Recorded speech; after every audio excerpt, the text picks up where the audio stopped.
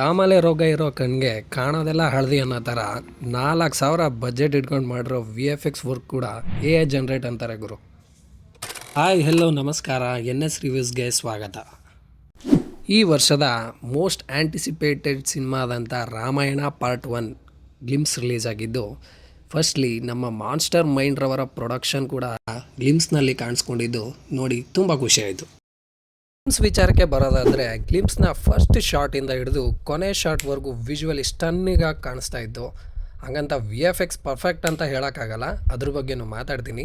Firstly the main character ಪ್ರಭು ಶ್ರೀ ರಾಮ್ರವರ ಕ್ಯಾರೆಕ್ಟರ್ನ ರಣವೀರ್ ಕಪೂರ್ ಅವರು play ಮಾಡ್ತಿದ್ದಾರೆ ಅಂದಾಗ ಸಾಕಷ್ಟು ನೆಗೆಟಿವ್ ಕಮೆಂಟ್ಸ್ ಬಂದಿತ್ತು.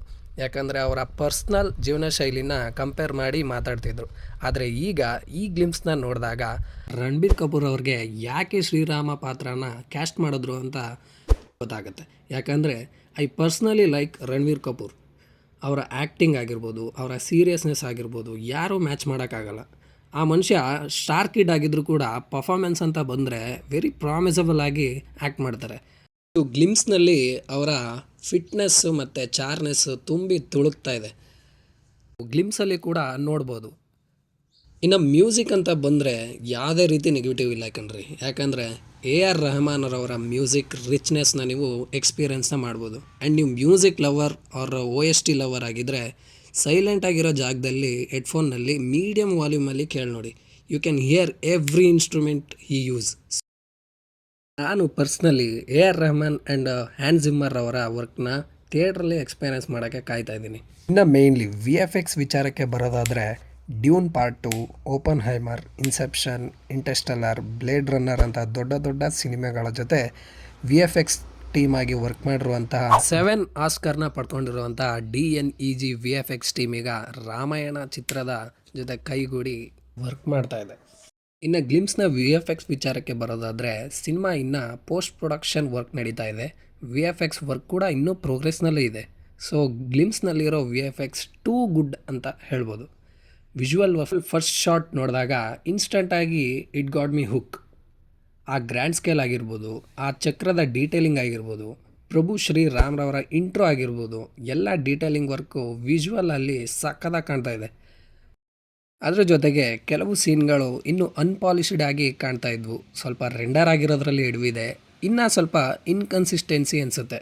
ಲೈಕ್ ಎಕ್ಸಾಂಪಲ್, ಈ ಸೀನ್ನಲ್ಲಿ ಸ್ಟೋರ್ನಲ್ಲಿ ನಡ್ಕೊಂಡು ಬರ್ತಾ ಇದ್ದಾರೆ, ಬಟ್ ಅವರ ಹೇರ್ ಚೂರು ಕೂಡ ಅಳ್ಳಾಡ್ತಾ ಇಲ್ಲ.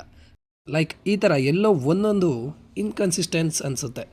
ಬಟ್ ಬೇರೆ ಏನು VFX ಬ್ಯಾಡ್ ಅನಿಸಲ್ಲ. ಇಟ್ಸ್ ಇನ್ನೂ ಪ್ರೀ ಪ್ರೊಡಕ್ಷನ್ ವರ್ಕ್ ಇರೋದ್ರಿಂದ ಯಾವುದು ರಿಲೀಸ್ ಆಗೋ ಅಷ್ಟರಲ್ಲಿ ಪ್ರಾಬ್ಲಮ್ ಇರಲ್ಲ ಅಂತ ಅನ್ಕೊತೀನಿ. ಇನ್ನು ನಮ್ಮ ರಾಕಿಂಗ್ ಸ್ಟಾರ್ ಯಶ್ ರವರ ಕ್ಯಾರೆಕ್ಟರ್ ರಾವಣ ರವರ ಲುಕ್ಗೆ ಕಾಯ್ತಾ ಇದ್ದೆ, but they still hiding it, which is good.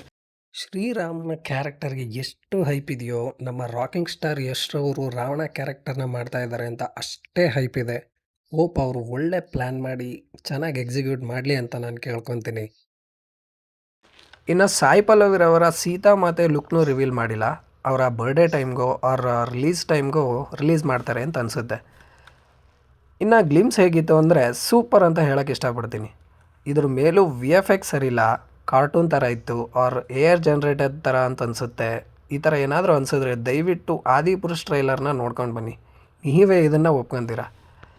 ಇದಾಗಿತ್ತು ಗ್ಲಿಮ್ಸ್ ರಿವ್ಯೂ. ನಿಮ್ಗೆ ಹೇಗೆ ಅನ್ನಿಸ್ತು ಅದನ್ನು ನೀವು ಕಮೆಂಟ್ ಬಾಕ್ಸ್ನಲ್ಲಿ ತಿಳಿಸಿ. ಮತ್ತಷ್ಟು ಮೂವೀಸ್ ರಿವ್ಯೂಸ್ ಆ್ಯಂಡ್ ಅಪ್ಡೇಟ್ಸ್ಗೆ ದಯವಿಟ್ಟು ಸಬ್ಸ್ಕ್ರೈಬ್ ಮಾಡಿ ಅಂತ ಹೇಳ್ತಾ ವಿಡಿಯೋ ಮುಗಿಸ್ತಾ ಇದ್ದೀನಿ. ಟೇಕ್ ಕೇರ್, ಮತ್ತೆ ಸಿಗೋಣ.